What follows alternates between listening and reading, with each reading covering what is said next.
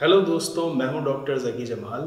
और आज की वीडियो मैंने 12th रेगुलर स्टूडेंट्स के लिए बनाई है। जैसे कि बच्चे अब 12th में आ चुके हैं और कुछ बच्चे ह्यूमन रिप्रोडक्शन से अपनी 12th की बायोलॉजी स्टार्ट कर रहे होंगे और कुछ बच्चे सेक्सुअल रिप्रोडक्शन फ्लावरिंग प्लांट्स।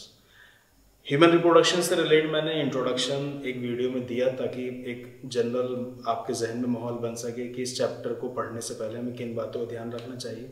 ऐसे ही मुझे लगा, बच्चे कह भी रहे थे कि sir sexual reproduction in flowering plants, जैसे वो काफ़ी सारे बच्चे भी सेल्फ स्टडी कर रहे हैं, तो चाहते थे कि किस तरीके से हम इसको पढ़ना शुरू करें। तो मुझे लगा कि आपके साथ कुछ बातें शेयर कर देनी चाहिए। तो हम शुरू करते हैं sexual reproduction in 11th class में जब आप प्लांट किंगडम पढ़ रहे थे तो वहाँ पर एल्गी, ब्रायोफाइट, टेरिडोफाइट, जिम्नोस्पर्म्स को डिटेल में पढ़ाया गया था। एंजियोस्पर्म वहाँ पर नहीं बताया था ऐसा खास, पूरा का पूरा एंजियोस्पर्म अच्छी खासी डिटेल में इस चैप्टर में। अब जब हम फ्लावरिंग प्लांट्स एंजियोस्पर्म को पढ़ना शुरू करते हैं तो उसमें पहले स्टार्टिंग में कुछ बेसिक सी बातें चैप्टर में दी हुई होंगी या जब आप किताबों से पढ़ रहे होंगे। जैसे कि पहले ये बात लिखी होगी वहाँ पर कि इस दुनिया में एंजियोस्पर्म्स मीजोजोइक एरा में ओरिजिनेट हुए थे और जो बहुत ज़्यादा एंजियोस्पर्म इस दुनिया में डोमिनेट किए, मतलब बड़े लेवल पर इस दुनिया में फैल गए, वो सीनोजोइक एरा था। तो एक बच्चा जो अभी अभी 12th में आया वो ये बात कैच नहीं कर पाता इससे मतलब क्या है।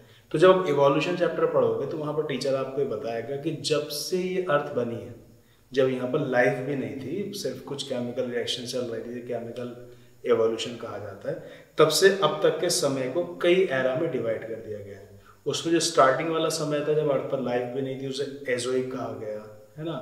उसके बाद आर्केजोइक आया, फिर उसका कई सारे सीक्वेंसेस में नाम है जो आप रटोगे, प्रोटेरोजोइक, फिर पैलियोजोइक, उसके बाद फिर मीजोजोइक, और इस वक्त जो समय चल रहा है, एरा चल रहा है, ये सीनोजोइक एरा है। इससे पिछला था मीजोजोइक एरा। तो एंजियोस्पर्म अर्थ पर ओरिजिनेट हुए थे, मतलब पहली बार नजर आए थे मीजोजोइक एरा।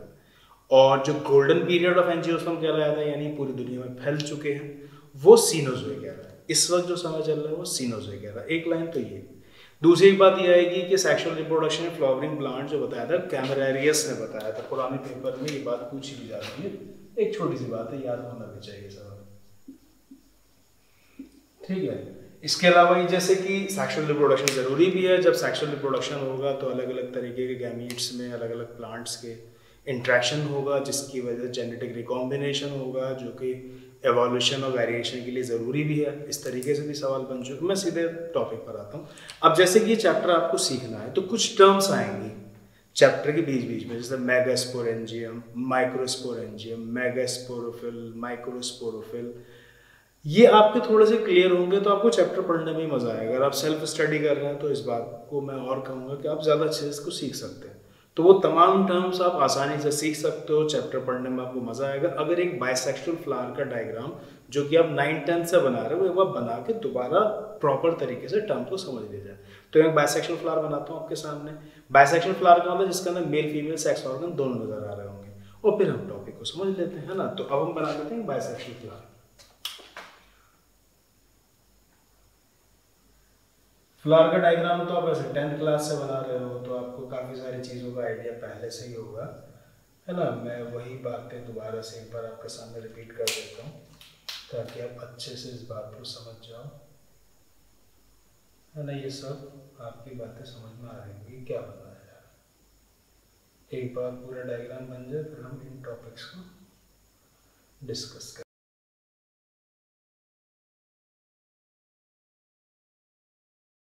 हमने एक कट सेक्शन बना लिया है फ्लावर का ताकि चीज़ें हमें समझने में आसानी रहे, है ना। अब जैसे ये नीचे फ्लावर की डंडी है, फ्लावर की जो स्टार्क होती है डंडी, उसे बोला जाता है पेडिकल या पेडिसिल। ठीक है। इसके अलावा फ्लावर के 4 पार्ट्स होते हैं, ये बात आप 10th क्लास से सुनते आ रहे हैं। जैसे कि ये सेपल, है ना, और ये फूल की पत्ती पेटल। ठीक है। ये नाम भी आप जानते होंगे पहले से, एंथर, और ये फिलामेंट। एंथर और फिलामेंट को एक साथ मिला क्या बोला जाता है, स्टैमेन। ठीक है। ऐसे ये स्टिग्मा, ये स्टाइल, और ये नीचे ओवरी, स्टिग्मा स्टाइल ओवरी को एक साथ मिला के क्या बोला जाता है? कार्पेल। ठीक है। और 11th में आपको ये बता दिया, वैसे 10th में भी डबल फर्टिलाइजेशन आपने सुना होगा, वहाँ पर आपको कोई बात याद होगी कि ओवरी के अंदर जो स्ट्रक्चर दिखाया गया ये ओव्यूल है, और ओव्यूल के अंदर जो स्ट्रक्चर आपको नजर आ रहा है अंडे की जगह, ये कहलाता है एम्ब्रियो सैक, है ना। ये बात आप 10th से 11th से जानते हैं। अब मुझे आपको ये बात याद करानी थी कि जैसे 11th क्लास में आप इन्फ्लोरेसेंस टॉपिक पढ़कर आए हो, तो अब अगर जैसे कि पूरा एक इन्फ्लोरेसेंस है, उसमें जो नीचे स्टॉक होती है वो कहलाती है पेडिकल, और एक इंडिविजुअल फ्लावर की जो स्टॉक होती है, डंडी होती है, कहलाती है पेडिकल। एक फ्लावर के 4 पार्ट होते हैं, है ना, जैसे कि सेपल, पेटल, स्टैमेन और कार्पल, है ना। सेपल जनरली ग्रीन कलर के होते हैं, और जब एक फ्लावर बड की शक्ल में होगा तो ये पूरे अंदर वाले पोर्शन को कवर कर रहे होंगे, and they are protective in function. एक लाइन आपने ये भी याद की होगी, the group of sepal is known as calyx, ठीक है। ऐसे ही the group of petals known as corolla, और पेटल्स को या कोरोला को आप जानते हैं जनरली कलरफुल होते हैं, है ना, ब्राइटली कलर्ड होते हैं, इनमें फ्रेग्रेंस एक अच्छी सी खुशबू भी होती है, जिसकी वजह से काफी अट्रैक्टिव बन जाते हैं और इंसेक्ट पॉलिनेशन मदद मिलेगी, ठीक है। ये एंथर, फिलामेंट एंथर एक साथ क्या रहता है? स्टैमेन। एक लाइन फिर आपने 10th क्लास में याद की थी कि stamen is the mail reproductive organ of flower, ठीक है, mail reproductive organ of flower. एक लाइन तो आप ये जानते हैं पहले से, ठीक है। इसके अलावा ये भी जानते हैं द ग्रुप ऑफ स्टैमेन्स, कई सारे स्टैमेन एक साथ मिला क्या कहलाता है? एंड्रोशियम, ठीक है। ऐसे ही कार्पल को बोला जाता है female reproductive organ of a flower, female reproductive organ of a flower, है ना, and the group of carpel is known as gynoecium, ठीक है। मुझे आपको याद ही कराना था कि इस चैप्टर को पढ़ते समय आप ये बात नोटिस करोगे कि स्टैमेन की जगह लफ्ज इस्तेमाल होगा माइक्रोस्पोरोफिल। क्या लफ्ज इस्तेमाल होगा? माइक्रोस्पोरोफिल, ठीक है ना। इसी तरीके से कार्पेल की जगह लफ्ज इस्तेमाल होगा मेगास्पोरोफिल, मेगास्पोरोफिल, ठीक है। एक छोटी सी बात आप ये भी जानते हैं, ये पेडिकल का ऊपर वाला पोर्शन थोड़ा सा ब्रॉड है, जिसके अंदर फीमेल वाला पार्ट ही नजर आ रहा है, दिस इज नोन एज, ठीक है, थैलेमस, है ना, या फिर इसे रिसेप्टेकल भी बोलते हैं, है ना, रिसेप्टेकल। अच्छा, अब मैं बोल रहा था कि जैसे ये स्टैमेन को माइक्रोस्पोरोफिल बोला जा रहा है, और ये बात आप 10th से जानते हैं कि एंथर के अंदर पॉलन ग्रेन्स बनते हैं, और इधर इस चैप्टर के अंदर आप ये बात सुनोगे कि एक डाइकॉट प्लांट्स में, वैसे एंजियोस्पर्म में दोनों आते हैं, मोनोकॉट डाइकॉट, है ना, लेकिन एक टिपिकल मतलब सबसे कॉमन, एक टिपिकल डाइकॉट प्लांट्स के अंदर आप ये देखोगे कि उसके एंथर में 2 लोब है, एक ये नजर आ रहा है और एक ये लोब नजर आ रहा है, 2 लोब या 2 थिका है, इसलिए ये बोला जाता है एक टिपिकल डाइकॉट एंथर डाइथिकस होता है। कैसा होता है?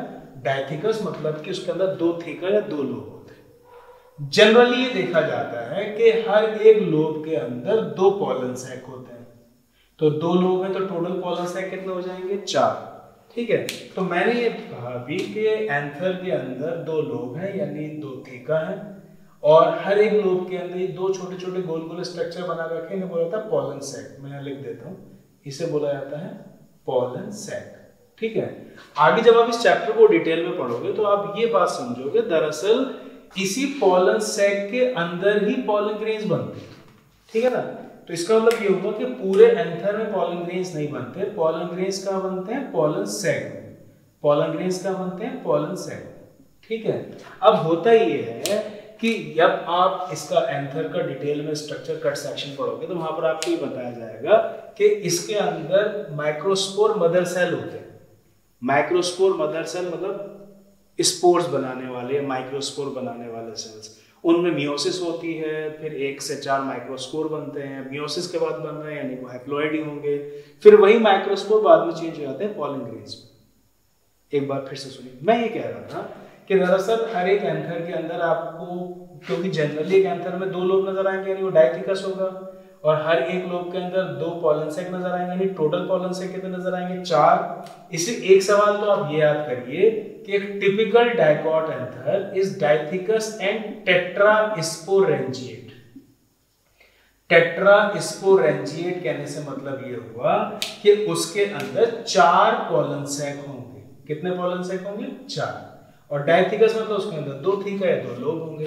तो एक typical dicot anther is डाइथिकस and tetrasporangiate. एक बात हुई। दूसरा सवाल ये भी कंपटीशन में पूछा जाता है, आपको याद होना चाहिए कि pollen grains are produced inside. तो pollen grains are produced inside अगर ये सवाल पूछा जाता है आपसे तो एंथर से ज्यादा बेहतर आंसर होगा पोलन से। ठीक है। अच्छा, अब दरअसल पोलन ग्रेन्स डायरेक्ट नहीं बनते, पहले इसके अंदर जो बनते हैं वो कहलाते हैं माइक्रोस्पोर्स। क्या कहलाते हैं? माइक्रोस्पोर्स। तो पोलन सैक के अंदर बनेंगे माइक्रोस्पोर्स, वही माइक्रोस्पोर्स फिर बाद में चेंज हो जाएंगे पोलन ग्रेन्स में। वही माइक्रोस्पोर बाद में किसमें चेंज हो जाएंगे? पोलन ग्रेन्स में। तो आपको फिर लाइन ऐसे याद करनी चाहिए कि स्टेमिन जो था उसे तो कहा गया माइक्रोस्पोरोफिल। अब स्टेमिन के 2 पार्ट है, एंथर फिलामेंट और एंथर के अंदर है पोलन सैक। पोलन सैक के अंदर ही पोलन ग्रेन्स या माइक्रोस्पोर बन रहे हैं। तो जिस जगह पर माइक्रोस्पोर या पोलन ग्रेन बनते हैं उसे बोला जाता है माइक्रोस्पोरेंजियम। क्या बोला जाता है? माइक्रोस्पोरेंजियम। तो एक सवाल आपको याद करना चाहिए कि pollen sac is also known as microsporangium. ठीक है। अब माइक्रोस्पोरेंजियम के अंदर क्या बनते हैं? माइक्रोस्पोर, और यही माइक्रोस्पोर फिर बाद में क्या कहलाते हैं? Pollen grain. उसके लिए पूरा एक अलग से टॉपिक है, आने वाली क्लासेस में वीडियोस में उसके बारे में बात कर लेंगे। ठीक है। तो दरअसल आपको यहाँ इस पार्ट को देखकर 2-3 बातें याद होनी चाहिए। एक तो ये कि इसे बोला जा रहा है माइक्रोस्पोरोफिल। माइक्रोस्पोरोफिल में आ गया एंथर फिलामेंट। एंथर के अंदर होते हैं 2 लोब यानी ये होता है डाइथिकस, और इसके अलावा जनरली 4 पोलन सैक यानी tetrasporangiate. Pollen sac is also known as microsporangium. Pollen sac के अंदर बनते हैं पोलन ग्रेन्स और एक्चुअल में बनते हैं माइक्रोस्पोर, वही माइक्रोस्पोर पे चेंज होते हैं इनटू पोलन ग्रेन्स। क्या ये बात आपको याद नहीं? इधर देखिए, फीमेल वाला पार्ट यानी कि कार्पल, जिसके 3 पार्ट है, stigma, style, ovary. Carpel is also known as megasporophyll. ठीक है। अब आई बात जानते हो कि ओवरी के अंदर ओव्यूल होता है और ओव्यूल के अंदर एम्ब्रियो सैक। तो ये ग्रीन कलर से मैंने दिखाया है ओव्यूल, इसके अंदर जो अंडे की तरह स्ट्रक्चर वो कहला रहा है एम्ब्रियो सैक। अब आपको याद ही करना है कि ये जो ओव्यूल है it is also known as megasporangium. क्या कहलाता है? मेगास्पोरेंजियम। अब ओव्यूल के मेगास्पोरेंजियम के अंदर क्या बनेंगे? मेगास्पोर। माइक्रोस्पोरेंजियम के अंदर क्या बनते थे? माइक्रोस्पोर। इसी तरीके से मेगास्पोरेंजियम के अंदर क्या बनेंगे? इसी तरीके से मेगास्पोरेंजियम के अंदर क्या बनेंगे? मेगास्पोर्स, है ना। होता ही है कि यहाँ पर भी मियोसिस होती है और 1 से 4 मेगास्पोर बनते हैं, फिर उनमें से 3 मेगास्पोर डीजनरेट हो जाते हैं, एक बचता है मेगास्पोर। जो एक मेगास्पोर बचता है वही फिर बाद में चेंज हो जाता है इनटू एम्ब्रियो सैक, फिर उसे फंक्शनल मेगास्पोर कहते हैं। वो भी पूरा एक टॉपिक अलग है, इसके बारे में हम डिटेल में पढ़ेंगे। मुझे फिलहाल आपको ये याद कराना था कि ये जो फीमेल वाला पार्ट है मेगास्पोरोफिल, मेगास्पोरोफिल के अंदर मेगास्पोरेंजियम। जैसे कि यही सवाल अभी नीट में 1-2 साल पहले पूछा भी गया था कि मेगास्पोरेंजियम इज, एक बहुत ही बेसिक सा आपको यहीं से पहले डायग्राम तैयार हो गया। मेगास्पोरेंजियम किसे बोला जा रहा है? ओव्यूल। ठीक है ना। अब ओव्यूल के अंदर एम्ब्रियो सैक, तो 10th का बच्चा भी जानता है। आपको ये बात याद रख लेनी है कि एम्ब्रियो सैक दरअसल किससे बना होगा? मेगास्पोर से। ठीक है ना। अच्छा, वैसे आपको ये 11th और 10th से बात याद होगी कि एम्ब्रियो सैक इसके अंदर सेंट्रल सेल होता है ना। इसके अलावा एंटीपोडल्स होते हैं, नीचे सिनर्जिड और एक्सेल होता है। अभी जो एक्सेल है और सेंट्रल सेल है तो फीमेल गैमीट है। ठीक है ना, फीमेल गैमीट है। अब गैमीट जो बनाता है उसे बॉटनी में बोला जाता है गैमेटोफाइट। गैमेटोफाइट, तो जूलॉजी में तो गॉनेट बोलते हैं, जैसे टेस्टिस, ओवरी, इधर बोला जाता है गैमेटोफाइट। अब क्योंकि एम्ब्रियो सैक के अंदर गैमीट्स बन रहे हैं, इसके अंदर एम्ब्रियो सैक गैमीट बना रहा है, इसलिए embryo sac is also known as female gametophyte. Embryo sac is also known as female gametophyte. एक छोटी सी बात और कि इधर आप नोटिस करोगे बॉटनी पढ़ाते में जब भी कभी फीमेल का जिक्र होगा तो लफ्ज आएगा मेगा, और जब मेल का जिक्र होगा तो लफ्ज आएगा वो माइक्रो, है ना, क्योंकि फीमेल से रिलेटेड लफ्ज है मेगा। तो यहाँ पर फीमेल गैमेटोफाइट को मेगा गैमेटोफाइट भी बोला जाता है। फीमेल गैमेटोफाइट को मेगा गैमेटोफाइट भी बोला जाता है, मेगा गैमेटोफाइट भी बोला जाता है। क्या आपको मेरी बात समझ में आ रही है? मैं ये चाह रहा था कि टॉपिक पढ़ने से पहले आपको कुछ बातें याद हो, जैसे कि सेक्सुअल रिप्रोडक्शन फ्लावरिंग प्लांट्स आपको पढ़ना है, तो आपको फ्लावर में जो टर्म्स यूज होंगी पूरे चैप्टर में वो आपकी क्लियर होनी चाहिए। फूल की डंडी को बोला जाता है पेडिकल, और इसका जो ब्रॉडेंड पोर्शन है ये कहलाता है थैलेमस या रिसेप्टेकल। वैसे फ्लावर के बारे में पुराना सवाल आपको याद भी होगा कि flower is a modified condense shoot, shoot मतलब स्टेम, स्टेम में आके मॉडिफाई होकर कन्वर्ट हो गया इनटू फ्लावर। फिर आपने ये सवाल भी याद किया होगा कि the study of flower is known as anthology, है ना, cultivation of flower is known as floriculture. वो सब बातें जब एनसीईआरटी पढ़ोगे आपके सामने आ ही जाएंगी, ये थोड़ा सा क्लियर होना चाहिए। इधर ये ग्रीन कलर की जो प्रोडक्टिव पार्ट है इसका sepal, group of sepal is known as calyx. फूल की पत्तियों को बोला जाता है petal, group of petal is known as corolla. Male sex organ या male reproductive organ of a flower is stamen, stamen is also known as microsporophyll. Stamen में दो पार्ट है, एंथर और फिलामेंट। एंथर जनरली एक typical dicot anther में आपको दो lobe नजर आएंगे, इसको बोला जाता है डाइथिकस। इसके अलावा इसमें 4 पॉलन सैक नजर आते हैं, इसलिए इसे बोला जाता है टेट्रास्पोरेंजिएट। पॉलन सैक के अंदर बनते हैं पॉलन ग्रेन्स यानी कि माइक्रोस्पोर, इसलिए आपको लाइन याद ये करनी है कि माइक्रोस्पोरोफिल के अंदर होगा माइक्रोस्पोरेंजियम और माइक्रोस्पोरेंजियम के अंदर बनेंगे माइक्रोस्पोर यानी कि पॉलन ग्रेन। इधर स्टिग्मा स्टाइल ओवरी को मिला के कार्पल, कार्पल यानी कि मेगास्पोरोफिल या female reproductive organ of the flower. Megasporophyll के अंदर होगा मेगास्पोरेंजियम, मेगास्पोरेंजियम यानी कि ओव्यूल, और ओव्यूल के अंदर होगा एम्ब्रियो सैक जो कि दरअसल पहले मेगास्पोर बनेंगे, उनमें से 3 डीजेनरेट हो जाते हैं, एक बचा। ये क्या है 3 डीजेनरेट हो जाते हैं, टॉपिक आप आगे पढ़ेंगे, है ना। वही मेगास्पोर एम्ब्रियो सैक, क्योंकि इसके अंदर फीमेल गैमेट्स होते हैं इसलिए एम्ब्रियो सैक को फीमेल गैमेटोफाइट या मेगा गैमेटोफाइट भी कहा जाता है। ये सवाल भी पूछा जाता है, ठीक है। अब एक छोटी सी बात जो काफी इंपॉर्टेंट है वो ये देखो, जिधर से बात शुरू होती है उस एंड को बोला जाता है प्रोक्सिमल और बाद वाले को बोला जाता है डिस्टल। जैसे नेफ्रॉन के अंदर भी आपको याद होगा कि नेफ्रॉन के बाद जो बोमेंस कैप्सूल के बाद वाला जो पार्ट है पीसीटी बोला जाता है और बाद वाले को डीसीटी बोला जाता है। पहला वाला पीसीटी है ना, और जो बाद वाला है वो डीसीटी। अब बिल्कुल ऐसे ही यहाँ पर, क्योंकि फ्लावर इधर से शुरू हुआ है तो ये वाला इसका प्रोक्सिमल एंड होगा, है ना, प्रोक्सिमल एंड। तो ये जो प्रोक्सिमल एंड है स्टैमिन का, मुझे एक बात आपको याद करानी थी कि जो प्रोक्सिमल एंड है स्टैमिन का, ये या तो अटैच होगा पेटल से, पेटल से प्रोक्सिमल एंड ऑफ स्टैमिन, या फिर ये अटैच होगा थैलेमस से, या फिर ये अटैच होगा टेपल से। अब टेपल तो मोनोकॉट वाली बात है। अब ये पुराने पेपर में सवाल आ भी चुका है कि स्टैमिन का प्रोक्सिमल एंड कहाँ जुड़ा होता है, तो proximal end of stamen attached with petal, tepal या फिर थैलेमस। थैलेमस आपको समझ में आ रहा है, पेटल आपको समझ में आ रहा है, टेपल क्या है। ये जो मोनोकॉट्स है, जैसे एनसीईआरटी के अंदर मोनोकॉट्स की जब बात होती है, लिली को लेकर पूरी बात उन्होंने कही।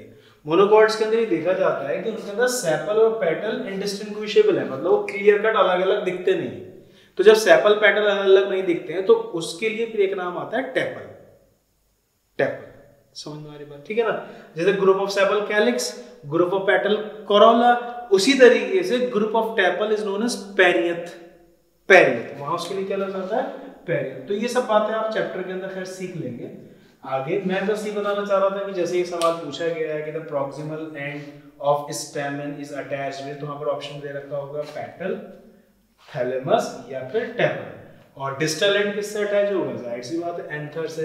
और एंथर में भी जब आप इसका कट सेक्शन पढ़ेंगे तो वहां पर आप एक स्ट्राइल टिश्यू देखेंगे जिसे बोला जाता है कनेक्टिव, वहां से ये फिलामेंट अटैच होता है कनेक्टिव वाले पोर्शन से, ठीक है ना।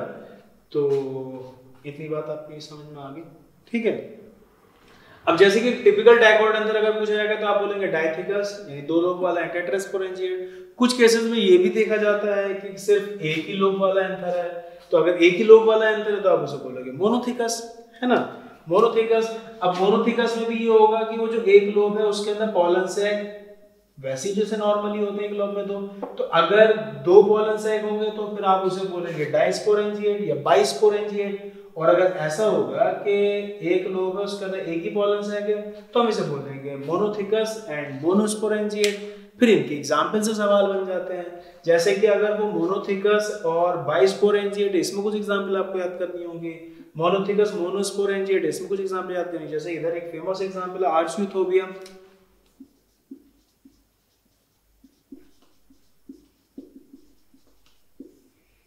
आर्चयूथोबियम, अब इस पर कैसे सवाल बनता है वो मैं आपको अगली वीडियो के अंदर बता दूंगा। क्या फ्लावर का डायग्राम समझ में आ गया? ठीक है ना।